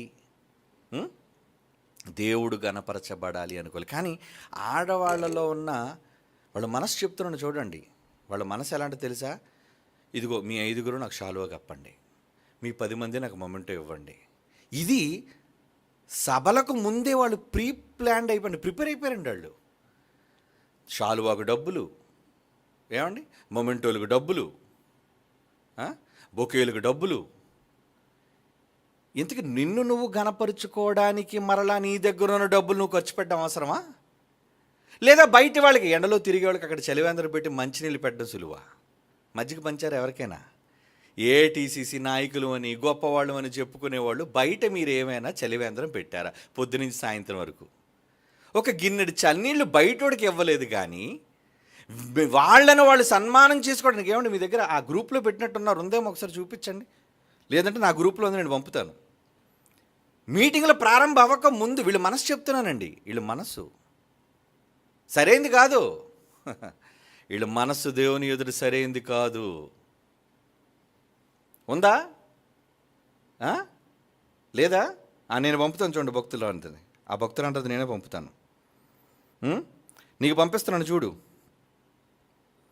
ఏమండి, వీళ్ళ మనస్సు దేవుడు నేనే ఆలోచించినప్పుడు దేవుడు వాళ్ళ మనస్సును ఆలోచించడండి, ఖచ్చితంగా ఆలోచిస్తాడు ఆయన. అంటే ఎందుకు మీరు డబ్బులు ఖర్చు పెడుతున్నారు, దేనికి మీరు ఖర్చు పెడుతున్నారు డబ్బులు ఆలోచించాలిగా. మీరు ఖర్చు పెట్టే ప్రతి రూపాయికి న్యాయం జరగాలని అనుకోవాలి కదా. పంపించాడు చూడు, వాట్సాప్లో పంపించాను చూడండి. ఏమండి, ఒకళ్ళు సన్మానించాలి అంటే బయట వాళ్ళు నీ ప్రసంగానికి మెచ్చి నేను ఇష్టపడి ఎంత మంచి వాక్యం చెప్పారండి. నీకు తెలియని వాళ్ళు వచ్చి నీకు షాలువా కప్పారంటే అర్థం ఉంది, నీకు బొకే ఇచ్చారంటే అర్థం ఉంది, నీకు మొమెంటో ఇచ్చారంటే అర్థం ఉంది. ఏమంటే ఇప్పుడు మొమెంటోలు ఉన్నాయి చూడండి, అక్కడ మొమెంటోలు అండి, ఇవి మావేనండి, జైశాలి గారివి, మావి జాన్సన్ గారికి వచ్చినవండి. ఇవి మేము తయారు చేయించుకున్నావు కాదండి, మా పేర్లు రాసేసి మా ఫోటోలు వేసుకొని మా వాళ్ళు పిలిపించి, రే మీరు ఇచ్చేయండి, మాకు మొమెంటోలు ఇచ్చండి, ఇంకో పట్టుశాలు మాకు కప్పేయండి. ప్రజలు మెచ్చి ప్రేమించి ఇచ్చినవి, అవునా? మేం డబ్బులు ఇచ్చినవి కాదు అవి. అయినా ఇన్ని జరిగిన పబ్లిక్ మీటింగ్లో నేనేమన్నా తెలుసా, సన్మానాలు చేయకండి, టైం కిల్ చేస్తున్నారు, ఏమైనా చేయాలనుకుంటే మీటింగ్ అయిపోయిన తర్వాత, వాక్యం అయిపోయిన తర్వాత చేయండి, ఎవడైనా సన్మానం ఊసెత్తితే మీ ఊరికి రానని చెప్పాను. మీరు చాలామందికి తెలుసు, అది పబ్లిక్గా 1000 మంది ప్రజల మధ్య చెప్పాను నేను ఆ మాట. సాల్వాలే కప్పకండి నాకు. ఎందుకు టైం ఎందుకు వేస్ట్ చేస్తారు? సాల్వాలకి సన్మానాలకి అవసరమా? ఒక 2-3 గంటల సమయం, కొన్ని లక్షల రూపాయలు, ₹1,000 ఖర్చు పెడితే విలువైన సమయం, పూర్తిగా వాక్యం లేదా పూర్తిగా మంచి కార్యక్రమం, దానికోసం మీరు ఉపయోగించండి. ఎవరా వచ్చాయా? పెట్టండి ఒకసారి, క్లోజప్ చేయండి, దించండి అర్రా కిందకి, అరే పైకి ఎత్తండి, దించండి అంటే. వీళ్ళంతా రివర్స్ క్యాండిడేట్ లాగా ఉన్నారు వీళ్ళు. ఏఐటీసీ ఉమెన్స్ విఎస్పి పలానా వారికి, ఏమండి వసంత జీవన్ గారికి షాలువా కప్పి సన్మానించాలి స్త్రీలు ఎవరు? 1, 2, 3 బయటోళ్ళు కాదండి, వీళ్ళంతా మన స్త్రీలే. ఈ స్త్రీలు శ్రీనివాసరావు గారు, మహాలక్ష్మి గారు, నళిని గారు ప్రేమ వేదిక మీదకి రావాల్సిందిగా కోరుచున్నాను. నెక్స్ట్ 4th BOA లెక్చరర్ ఏ ధరణి గారికి సన్మానించవలసింది, వాళ్ళ పేర్లు చూడండి, ఎత్తో పైకి. స్త్రీల సమాజం వాళ్ళు యమున, మౌనిక, లూదియా, కృపావతి, పైకెత్తి. ఇంకా షీల్డ్ అందించవలసింది, షీల్డ్ ఏంటి? వీళ్ళే షీల్డ్ తయారు చేసుకున్నారా? నీ సన్మానం నువ్వే. ఎస్ వేణి, యునీక, ఏదో వైఎస్ఆర్ కాలనీ పద్మ, రజిత, ఈ సన్మాన కార్యక్రమంలో పాల్గొవలసిన స్త్రీలందరికీ పేరు పేరున ఏంటి ముందు తీయండి. ఇంకోటి ఉంది కదా కార్యక్రమం, సన్మాన కార్యక్రమం ముందే రాసేసుకున్నారండి వీళ్ళు. నువ్వు వెళుతుంది వాక్యం చెప్పడానిక సన్మాన కార్యక్రమం, సన్మాన పత్రం అనుకున్నావా? సిగ్గుపడండి ఆడోళ్ళు, సిగ్గు. ఎవరు చేసినా ఇది, ఎవరు చేసినా ఏదో దేవుడి కోసం మేము ఇచ్చేస్తున్నాం, ఎవడకు కావాలి నీకు కానుక? అబ్బాబ్బా ఆడోళ్ళు అండి ఎంత దేవుని కోసం గొప్ప ₹1,000 ఇచ్చేస్తున్నారు. భర్తలు ఇస్తున్నారు కాబట్టి ఇస్తున్నారు, మీరు కష్టపడి పనిచేసి ఇస్తున్నారా? సహకారంతో ఇస్తున్నారు, మంచిది. భర్త మంచి ఏమండి, నేను ఆడవాళ్ళు అందరి కోసం చెప్పట్లేదండి. ఆడవాళ్ళు పాపం చాలా త్యాగమూర్తులైన వాళ్ళు ఉన్నారు, పనివాళ్ళు ఉన్నారు, గొప్పవాళ్ళు ఉన్నారు. వాళ్ళని చాలా గౌరవిస్తాను, దేవుని బట్టి వాళ్ళని ప్రేమిస్తాను. కానీ చూసారా, సన్మాన కార్యక్రమం పైకెత్తండి, దానికోసం ఒక రెఫరెన్స్ కూడా ముందు వీళ్ళు కోట్ చేశారు. అంటే సన్మానాలు మేము చేసుకుంటున్నాను మీరు అనుకోకండి, ముందు బైబిల్ రెఫరెన్స్ చదవండి సన్మానం కోసం. మొదటిగా ఫస్ట్ ఎవరికి? Additional deputy director ladies meeting incharge Sheba Rani Devi షాలువా కప్పి సన్మానించాల్సిన స్త్రీల సమాజం 5 పెద్దలు, మళ్ళీ చిన్నోళ్ళు రావడానికి వీల్లేదు, 5 పెద్దలు కోరుకు, అలాగే షీల్డ్ అందించవలసిందిగా కూడా కోరుకుంటున్నాం. స్త్రీల సమాజ అధ్యక్షులు బి సుజాత గారికి సన్మానం 1, 2, 3. మొత్తం ఏంటంటే ఈ వచ్చిన వాళ్ళందరూ కూడా వీళ్ళకి సన్మానాలు షీల్డ్ కప్పడానికి అయిపోయింది. తీసేయి దరిద్రాన్ని. బయట లైవ్లో కూడా చాలామంది విన్నారు, ఇగో ఇలాంటి సన్మానాలు మీ దగ్గర కూడా చేయకండి. సన్మానం అంటే బయట వాళ్ళు గౌరవించి, ఏమండి మీకు షాలో కప్పుతామండి, మీరు నమ్మరండి, యథార్థంగా చెప్తున్నాను. లాస్ట్ ఇయర్ మరి ఈ ముందు మీటింగ్లో నాకు తెలియదు, ఎమ్మెల్యే వచ్చాడండి, షాలువ కప్పుతానండి అంటే కర్ణాటకలో. నేను సన్మానం చేసుకోను అన్నాను. రిక్వెస్ట్ చేస్తున్నారు, ఎమ్మెల్యే వచ్చేసాడు వేదిక మీద. జనాలు చూస్తే 1000 మంది జనాలు ఉన్నారు, మీరు చూసే ఉంటారు నా మీటింగ్లో, 1000 మంది ఉంటారు ముందు. వచ్చాడండి ఈ నియోజకవర్గాన్ని ఎమ్మెల్యే, సన్మానం మీకోసం దండ తెచ్చాడండి, మీకోసం షాలువ తెచ్చాడు, కప్పకపోతే అతను ఫీల్ అయితే నాకేంటి, వద్దో. ఎమ్మెల్యే కప్పుతాను అన్నాడు కాబట్టి కప్పండి అంటనా? దేవుడు మిమ్మల్ని సన్మానించాలి, వాక్యంతో మిమ్మల్ని సన్మానించాలి. అంటే దేవుని మనసు ఏంటి, ఏం తెలుసుకుంటున్నారు? దేవుడికి నచ్చింది చేసి మీరు మెచ్చుకోవాలి, దేవుడు మెచ్చుకోవాలి, మనుషులు మెప్పెందుకు? ఏమండి, ఇవ్వబడిన దాంట్లో శాలువాల కోసం వాటి కోసం టైం వేస్ట్, కిల్లింగ్. దానికి ఎంత డబ్బులు ఉంటాయి? ఏమండి, వచ్చిన డబ్బులంతా మళ్ళీ వీళ్ళు చీరలు కొనుక్కోవడానికి, వీళ్ళకి పంచుకోవడానికి. అంటే నువ్వు ఏటీసీ ద్వారా 10 మందికి అన్నం పెట్టి ఉత్తమమైన కార్యక్రమాలు చేయడానికి లేవా? ఏమండి, వృద్ధ స్త్రీలను తీసుకొచ్చి 10 మంది వాళ్ళకి ఏదో చీరలు కనీసం కాటన్ చీరలైనా ఒక 200 రూపాయల చీరని కొనిచ్చారంటే, అబ్బే వీళ్ళు చీరలు కొనుక్కున్నారని అందరూ, అవునా కాదా? అందరికీ చీరలు, మళ్ళీ 2000 రూపాయల చీరను విన్నాను, ఎంతో మనకు తెలియదు కరెక్ట్ రేటు ఎంత. వీళ్ళు చూపిస్తున్నారు ఎంతమ్మా? అంటే ఎందుకు డబ్బులు వేస్ట్ చేస్తారు? నిష్ప్రయోజనం చేయకండి, మీరు నచ్చరు దేవునికి. మీలటలు ప్రార్థన చేసిన వినడు, రాసుకోండి, వినడు. పోలీస్ స్త్రీలకు అయిపోయింది, మగాళ్ళు మేము చాలా మంచోళ్ళు అనుకున్నారు. మీకు కూడా అదే చెప్తున్నాను, మీరు కూడా ఇలాంటి తప్పుడు పనులు చేస్తే దేవుడు మెచ్చడు. ఏమంటే ఆర్కే బీచ్లో ఇంత పెద్ద మీటింగ్ చేసాం, సన్మానాలు కొప్పమని, శాలువాలు కొనమని ఏమని మేము చెప్పాము ఎవరితోనైనా? No time. స్పెషల్ సాంగులు కూడా టైం లేదు. వాక్యం వాక్యం వాక్యం, కట్టే కొట్టే తెచ్చ క్లోజ్. విన్నారుగా, 1000 మంది ప్రజల మధ్య నడి బొడ్డున ఆర్కే బీచ్, అక్కడ జరిగిన బహిరంగ మీటింగ్లో ఎవరికైనా షీల్డ్లు సన్మానాలు ఏమైనా ఇచ్చారా? ఇచ్చింది ఎవరైనా ఉంటే అయిపోయిన తర్వాత కష్టపడి ఎండలో కష్టపడి పిల్లలకు తీసుకొచ్చి ఏదో ఇచ్చారు. అది మీటింగ్ అంతా అయిపోయి అందరూ వెళ్ళిపోయిన తర్వాత స్టేజ్ మీదకి వచ్చి తీసుకున్నారు ఫోటోలు, ఓకే. కానీ దేవుడికి ఇవ్వాల్సిన సమయాన్ని దొంగతనం చేయకండి. ఎందుకయ్యని? అంటే దేవుడికి నచ్చింది చేసి, ఎప్పుడు నచ్చుతుందో తెలుసా? దేవుడు మనసు చెప్తాను చూడండి, తన్ను తాను తగ్గించుకున్నవాడు హెచ్చింపబడును. This is Bible formula. తన్ను తాను హెచ్చించుకున్నవాడు తగ్గించబడును. చూసారా? అంటే దేవుడికి నచ్చేదేది? నువ్వు తగ్గించుకోవడం ఇష్టమా? నీకు నువ్వే ప్రజల మధ్య గణపరుచుకోవడం, మీకు మీరే ప్రజల మధ్య గణపరుచుకోవడం మీకు ఇష్టమా? చెప్పండి. మనుషుల మెప్పు మీకెందుకర్రా? అంటే అందరి మధ్య మీకు పిలిచి ఇప్పుడు సాల్వ్ వేయకపోతే మీకు ఏంటి నష్టం? పౌలు ఏమంటున్నాడో తెలుసా? గలతీయులకు రాసిన పత్రికలో, గలతీ పత్రిక 1వ అధ్యాయం 10వ వచనంలో ఏమన్నాడు చూడండి. నేను మనుష్యుల దయను సంపాదించుకొని చూచుచున్నానా? దేవుని దయను సంపాదించుకొని చూచుచున్నానా? నేను మనుష్యులను సంతోషపెట్టగోరుచున్నానా? నేను ఇప్పటికీ మనుష్యులను సంతోషపెట్టగోరు వాడనైతే క్రీస్తుకు దాసుడును కాకపోదును. ఏమండి, మీరు బట్టలు కొనుక్కుంటే, మీరు సన్మానాలు చేసుకుంటే, మీరు శాలువలు కప్పుకుంటే మనుషులు సంతోషిస్తారు. దేవుడు ఎక్కడ సంతోషిస్తాడు? దేవుడు సంతోషించాలంటే ఏం చేయాలి తెలుసా? మిక్కిలి అల్పులైన ఈ నా సహోదరుల్లో ఎవరికైనా భోజనం లేదా? భోజనం పెట్టండి. మజ్జిగ లేదా? మజ్జిగ ఇవ్వండి. బట్టలు లేవా? బట్టలు పంచండి. ఇంత మంచి కార్యక్రమాన్ని విశాఖపట్నంలో చెయ్యండి, తప్పులేదు. చేసినప్పుడు దేవుడు మెచ్చే పని కూడా అందులో ఉండాలి. మనకు వాక్యం చెప్పే పని ఒకటే కాదు, దేవుడు మెచ్చే పని ఏముంది? 10 మందికి భోజనం పెట్టారా? దూరం నుంచి వచ్చిన వాళ్ళకి భోజనం పెట్టారా? ఏమండి, మన నేను వెళ్ళిన మీటింగ్, గద్వాల మీటింగ్ 12,000 మంది హాజరయ్యారు. కావలిస్తే చూడండి, వీడియోలో ఉంది. 12,000 మందికి చికెన్ భోజనం, ఇన్ని వేల మందికి ఆ భోజనం. నేనే ఆశ్చర్యపోయాను. అమ్మో, ఎక్కడి నుంచి ఎంతమందికి భోజనం పెడతారు? మొదటి రోజు భోజనం లేదు చాలామందికి, ఎందుకంటే అనుకోకుండా జనం ఎక్కువ వచ్చేసారు. దేవుని పిల్లలారా, చూద్దాం ఒక్కసారి. దేవుడు నేను మెచ్చాలి అంటే, మిమ్మల్ని దేవుడు మనస్సుకు హత్తుకునేటట్టు చేయాలి అంటే, మిమ్మల్ని మీరు గనపరుచుకునే సేవకుడు దేవుడు ఎదుటి యోగ్యమైనవాడా? దేవుడు గనపరచు సేవకుడు గొప్పవాడా? చెప్పండి. దేవుడు మెచ్చే సేవకుడే గొప్పవాడు. అందుకే ఏమంటున్నాడు చూడండి, ఆయనకు నచ్చనిది మీరు ఎన్ని చేసినా ఆయన ఏమంటాడు తెలుసా? నేను వినను, నీ మాట వినను, నాకు నచ్చదు. మరి ఏం చేయాలి ఇప్పుడు? దేవుడిది ఏం చేయాలి? దీనికోసం ఏం చేయాలి చెప్పండి. మమ్మల్ని ఏం చేయమంటారు చెప్పండి? ఏం చేయాలో చెప్పమంటారా?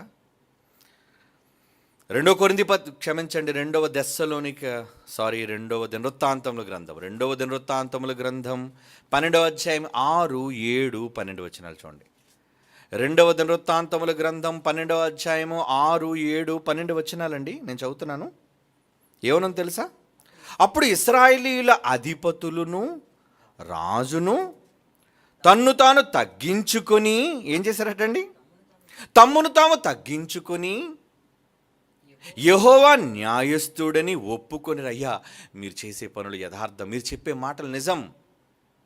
వారు తమ్మును తాము తగ్గించుకున్నట్టు యెహోవా చూచెను గనుక, చూడండి క్లాజ్, తగ్గించుకున్నారు. Very good, very good, very good, very good. మిమ్మును మీరు తగ్గించుకున్నారు గనుక వారు తమ్మును తాము తగ్గించుకొనుట యెహోవా చూచెను గనుక యెహోవా వాక్కు షమాయాకు ప్రత్యక్షమయ్యేలాగా సెలవిచ్చెను. అబ్బా, వచ్చేసిందరు దేవుని మాట. మాట్లాడేశాడు. మళ్ళా ఏమని మాట్లాడేశాడు? సైలెన్స్ బ్రేక్ అయిపోయింది. అప్పటి వరకు మౌనంగా ఉన్న దేవుడు మాట్లాడిన వాళ్ళతో అన్నవాడు, ఒరే ఎంత తగ్గించుకున్నారా. అప్పుడప్పుడు చూడండి, మన కోపంతో ఎవరితో మాట్లాడలేదని కూడా ఎస్ఎంఎస్లు పెడుతూనే ఉంటారు. Please please, sorry sorry sorry, please please please. చూస్తాం, మొదటిసారి చూస్తాం, రెండోసారి చూస్తాం, 10 సార్లు చూస్తాం, 20 సార్లు చూస్తాం. ఏం చేస్తాం? సరే, ఓకే ఓకే, నేను తగ్గించుకున్నావు కదా, ఐఎమ్ రియలీ సారీ, సరే నేను క్షమిస్తాను, ఇక మీదట ఇప్పుడు అలా చేయొద్దు. అంతే, మనసు మారిపోయింది. ఒక్క క్షమాపణ, ఒక్కసారి నిన్ను తగ్గించుకోవడం. నువ్వు కోరుకున్న వాళ్ళతో ప్రేమ బంధం లింకప్ అయిపోవడానికి నువ్వు తగ్గించుకో. అప్పుడప్పుడు చూడండి, ఆహాలకు పోకండి. ఎవరితో గొడవ వచ్చింది అనుకోండి, భార్య భర్తలకు ఏం చేయాలి? ఆయనే మాట్లాడినవాడు పర్లేదు, ఆమెనే మాట్లాడినవాడు పర్లేదు, వద్దు. మగాడిని మీసం ఉన్నవాడిని నేను తగ్గకూడదు, పర్లేదు. బంధాన్ని నిలబెట్టుకోవాలంటే నువ్వు తగ్గించుకొని మాట్లాడు. నువ్వు వెళ్ళు, మాట్లాడు. సైలెన్స్ బ్రేక్ అయిపోయింది అనుకోండి, హ్యాపీగా ఉంటారు. లేదా ఇంట్లో కూర సరిగ్గా ఉండదు, పప్పు సరిగ్గా ఉండదు, ఏమండి బంధం సరిగ్గా ఉండదు, గిన్నెలు ఎత్తేస్తుంటుంది ఆవిడ కోపంతో వంటగదిలోని. ఈయనేమో మొత్తం అన్నీ కూడా ఇక్కడ టీవీ రిమోట్లో ఎత్తేస్తుంటాడు. ఈయన డ్యామేజ్. తర్వాత ఏం చేయాలి? లొత్తరపడి బాగా తర్వాత ఎప్పటికైనా కలిసిపోయిన తర్వాత అయ్యో రిమోట్ బ్రేక్ అయిపోయింది. రిమోట్ ఎంత? 500 రూపాయలు ఖర్చు. ఆ రోజు కోపంతో గిన్నె ఎత్తేసాం, లొత్తడిపోయింది. ఏం చేయాలి? తీసుకెళ్తే మళ్ళీ దానికి ఒక 200 ఖర్చు. కనుక ఖర్చులనే తగ్గించుకోవాలంటే ఏం చేయాలి? రాజీ, దేవునితో సమాధాన పడిపోండి. సారీ చెప్పాడు దేవుడికి, సారీ గాడ్, తప్పు అయిపోయింది మహాప్రభు. సారీ ఒక్క పదం సాల్వ్ అయిపోద్దండి, దేన్నైనా సాల్వ్ చేస్తుందండి. దేవుడు అంటున్నాడు చూడండి ఎంత మంచి మాట. వారు 7వ వచనం, తమ్మును తాము తగ్గించుకున్నట్టు యెహోవా చూచెను గనుక యెహోవాకు షమాయాకు ప్రత్యక్షం ఇలాగ సెలవిచ్చెను. వారు తమ్మును తాము తగ్గించుకున్నారు గనుక నేను వారికి నాశనము చేయక, ఏమండి, శిక్షక ద్వారా నా ఉగ్రత యెరూషలేము మీద కుమ్మరింపక త్వరలోనే వారిని రక్షణ చేయుదును. 12వ వచనం, అతడు తాను తగ్గించుకున్నందున యెహోవా అతనిని బొత్తిగా నిర్మూలము చేయక. మొత్తానికి సెటరేట్ అయిపోయాడండి దేవుడు, తను తాను మనసు మార్చేసుకున్నాడండి దేవుడు. ఎంత మంచి మాట. 2వ దినవృత్తాంతాల గ్రంథం 33వ అధ్యాయం చూడండి. 2వ దినవృత్తాంతాల గ్రంథం 33వ అధ్యాయం 12, 13. అతను శ్రమలో ఉన్నప్పుడు తన దేవుడైన యెహోవాను బ్రతిమాలుకొని, బ్రతిమాలండి. మీ ఆవిని బ్రతిమాలుతారు, మీ ప్రియుడిని ప్రియురాలని బ్రతిమాలుతారు, దేవుని బ్రతిమాలరా? ప్లీజ్ దేవా, ప్లీజ్ దేవా, ప్లీజ్ తండ్రి క్షమించి, తండ్రి నన్ను క్షమించిన ఆయన. యెహోవాను బతిమాలుకొని తన పితరుల దేవుని సన్నిధిలో తను బహుగా తగ్గించుకొని ఆయన కోపంతో ఉన్నప్పుడు ఏయ్ శాలువ కప్పు, ఏయ్ దండై అంటే ఎలా ఉంటుంది? ఆయనకి మండిపోతుంటుంది. నాకు నచ్చింది చేయకుండా ఏం చేస్తున్నారు మీరు ఇక్కడ? నాకు నచ్చిన చాలా పనులు ఉన్నాయి, అవన్నీ చేయండి. తమ్మును తాము తగ్గించుకొని, చూడండి ఆ మాట ఎంత బాగుందో. రెండవ దినవృత్తాంతముల గ్రంథం 33:12-13 అండి. అతడు శ్రమలో ఉన్నప్పుడు తన దేవుడైన యెహోవాను బతిమాలుకొని తన పితరుల దేవుని సన్నిధిలో తను బహుగా తగ్గించుకొని ఆయనకు మొర్రలేడగా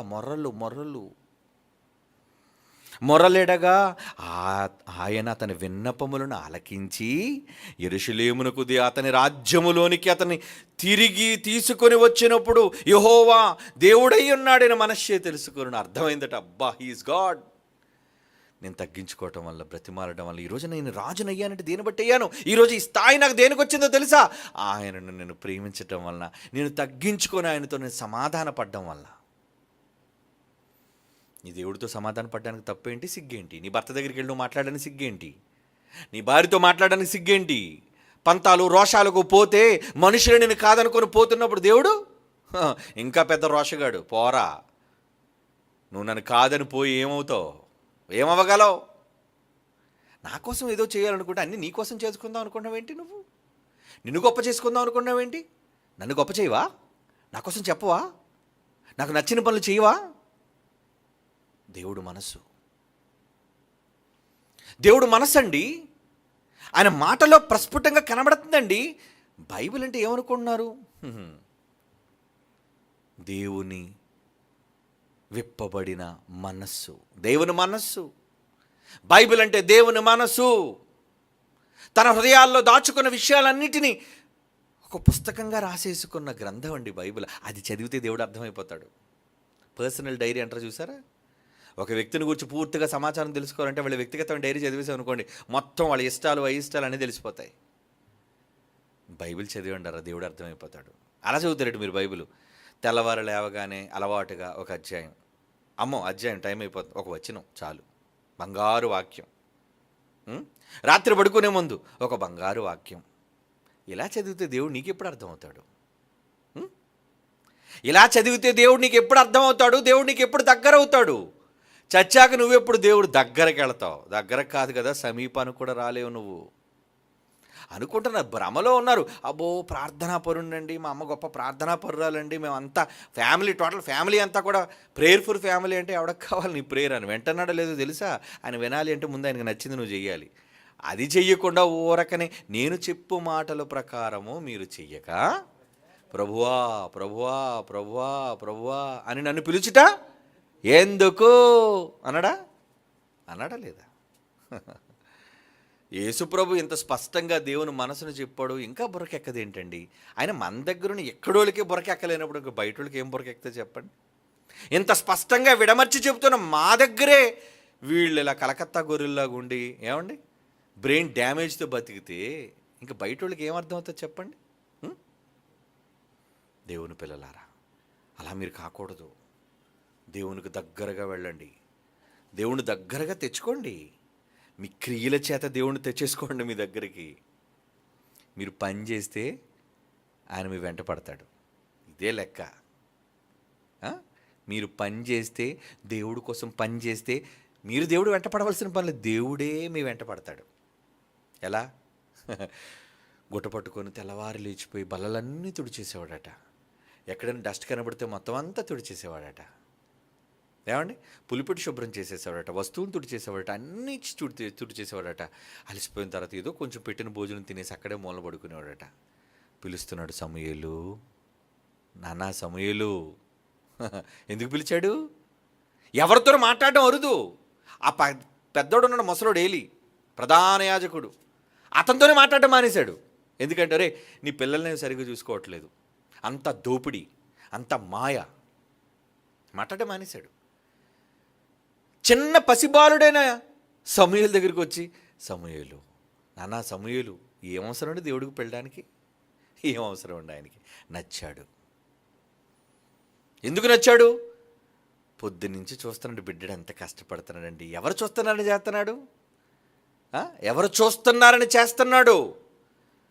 రహస్యమందు చూచుచున్న నీ తండ్రి నీకు ప్రతిఫలం ఇస్తాడు. నువ్వు చేస్తున్న పని మనుష్యులు చూడాలని చెయ్యొద్దు. మనస్ఫూర్తిగా నా తండ్రి కోసం నేను కష్టపడాలి, నేను ఈ పని చెయ్యాలి అని నీ హృదయాన్ని చూస్తాడు దేవుడు. మనుషుల మెప్పు కోసం నువ్వు చేస్తున్నావా?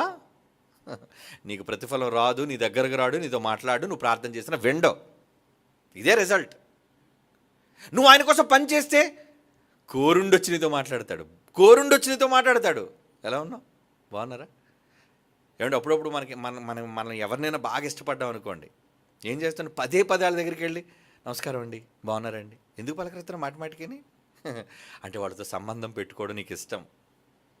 మాటిమాటికి వెళ్ళి నువ్వు మాట్లాడుతున్నావు అంటే ఏంటన్నప్పుడు ఏదో మనసులో ఉంది ఇష్టం. మరి దేవుడు మాటిమాటికి నీ దగ్గరికి వస్తున్నాడేంటి? ఏలి దగ్గరికి వెళ్ళి ప్రతి రాత్రి పిలుస్తున్నాడు. చెప్పొచ్చు కదా, పోయినా నేనేనయ్యా నీ తండ్రిని పిలుస్తున్నాడంటే పసివాడికి అర్థం కాదు వయసులో. రోజు పిలుస్తున్నాడట. ఎవరు లేచి చూస్తున్నాడు, సమూయేలు ఎవరో కనబడలేదు, పడుకున్నాడు, ఎవరో పిలిచారులే అని. ఒకరోజు ఏలి దగ్గరికి వెళ్ళాడు. మహాప్రభు మీరు పిలిచారా అయ్యగారు అంటే, లేదురా పడుకో అన్నాడు. మళ్ళా పిలిచినటువంటిది, మళ్ళా వచ్చాడు, అయ్యా మీరు పిలిచారా? తెలివైనడు కదండి, ముదురు. అర్థమైంది, ఆహా అయితే ఎవరు పిలుస్తున్నట్టు, దేవుడు మాట్లాడుతున్నాడేమో, చిత్తగించుము, నీ దాసుడు వినుచున్నాడు, సెలవిమ్ము అని చెప్పరా ఈసారి ఆ మాట వింటే అన్నాడు. ఆ చిన్నోడికి చెప్పాడండి, ఏమని? ఈ ఏలి పెద్ద దొంగ, ఇక్కడ జరుగుతున్న అరాచకాలన్నీ ఇలా ఉన్నాయి, ఓపెన్గా చెప్పేశాడు. అదే వచ్చి చెప్పేసరికి ముసలోడు గుండు పట్టేసింది. ఆహా నా కోసమే చెప్పాడా? ఆ మాట ఏదో నాతో చెప్పొచ్చుగా, నీతెందుకు చెప్తాడు? నువ్వు అవిధేయుడిగా ఉన్నప్పుడు, నువ్వు నచ్చనప్పుడు నీతెందుకు చెప్తాడు? చిన్నోడికి చెప్తాడు. ఆడెందుకు నచ్చాడో తెలుసా? ఆడు పని చేస్తున్నాడు కష్టపడి. దేవుని కోసం కష్టపడి నిజంగా హృదయపూర్వకంగా పనిచేసే వాళ్ళ చుట్టూ దేవుడు తిరుగుతాడు. ఇదే మీకు బండ గుర్తు. మీరెంతసేపు భార్య ఇష్టం, భర్త ఇష్టం, తల్లిదండ్రులు ఇష్టం, మనుష్యులు ఇష్టం, కొంతమంది దూపాలు వేయడం కోసం మనుషుల దగ్గర తెగ పని చేసేస్తుంటారు. డాడీ వస్తున్నారా? అలర్ట్, కమాన్ మరంతా పని చేద్దాం. అరే గొడ్లు పట్టుకోండి, చీపులు పట్టుకోండి, అందరూ పదండి, కమాన్ దేవుడు డాడీ వచ్చేస్తున్నారు. డాడీ వస్తాడని చూసినాడు ఒక్కడికి దేవుడు దించి ఒక్క లాభం ఉండదు, ఏ ప్రతిఫలం దేవుడు ఇవ్వడం. ఎందుకంటే మనుషులు మెప్పు కోసం చేశాడు. మీకెందుకు వస్తుంది? దేవుడి కోసం చెయ్యండి. అదే దేవుడు చెప్తున్నాడు తన మనస్సులోని ఏమని. అక్కడికి రాజుగా మారడానికి కూడా మనిషి అక్కడికి వెళ్ళి రాజుగా కూర్చున్నాడు అంటే అది దేవుడు తను తగ్గించుకున్నాడు, బతిమాలుకున్నాడు, కన్నీళ్లు పెట్టుకున్నాడు. దేవుడు మనసు కరిగిపోద్దని మీరు అనుకుంటున్నారా? చాలా మంచోడండి. ఒక మాట చదువుదాం, 2 మాటలు చదువు ముగించుకుందాం. యోవేలు గ్రంథం 2వ అధ్యాయం 12వ వచనం. యోవేలు గ్రంథం 2వ అధ్యాయం 12వ వచనం. ఇప్పుడైనా మీరు ఉపవాసం ఉండి కన్నీరు విడిచుచు దుఃఖించుచు మనఃపూర్వకంగా అంటున్నాడు చూడండి, నటించద్దు. మనఃపూర్వకముగా తిరిగి నా యొద్దకు రండి.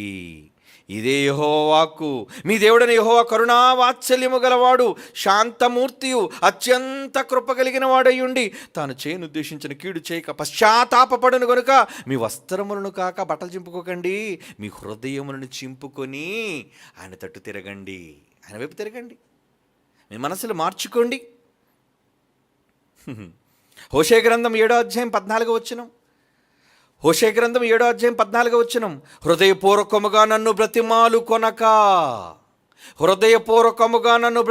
కొనక శయ్యల మీద పరుండి మంచం మీద పడుకొని కేకలు వేయుదురు, నన్ను విసర్జించి ధాన్యమద్యములు కావాలని వారు గుంపులుగా కూడుదురు. ఏం కావాలరా మీకు? నేను వద్దా?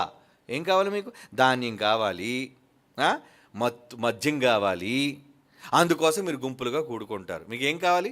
శాలువాలు కావాలి, సన్మానాలు కావాలి, మొమెంటోలు కావాలి, దండలు కావాలి, ప్రోగ్రాం అయిపోయిన తర్వాత అందరికీ చీరలు కావాలి. వస్తాడా? ఇస్తాడా మీకు? హృదయపూర్వకముగా నన్ను బ్రతిమాలు కొనక శయ్యల మీద పరుండి కేకలు వేయుదురు. అలాంటి వాళ్ళు నాకు నచ్చరు అలాంటి వాళ్ళు. కనుక దేవుడుగా నచ్చినట్టుగా ఉండకండి, నచ్చినట్టుగా ఉండండి. ఏమండి, నేను నిష్పక్షపాతంగా మాట్లాడుతున్నాను.